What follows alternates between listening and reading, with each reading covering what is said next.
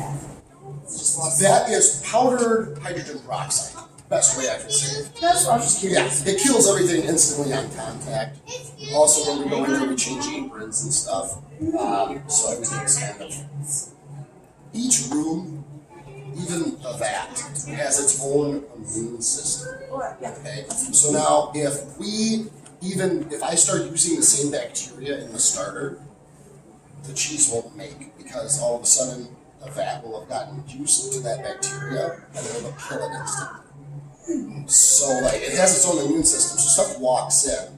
So we're constantly cleaning. So this room gets mopped constantly because people are coming into it. That room is constantly cleaned.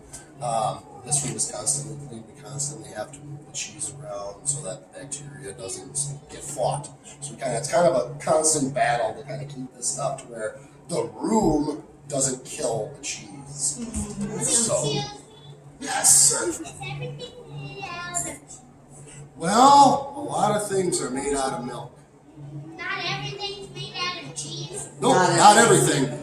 Not even the moon, come to find out. Said it was made out of cheese, come to find out. Only in Wisconsin. Who knew? Who knew? Is cheese factory made What out do you of want me to say? No, it's made out of brick and mortar and wood and little. That's one.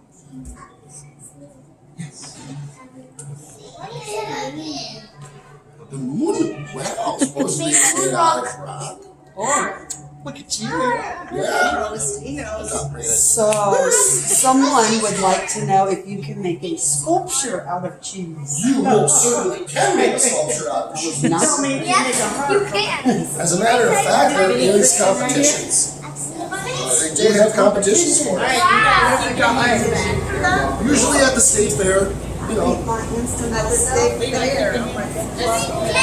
cut out of cheese, or water, see butter sculptures.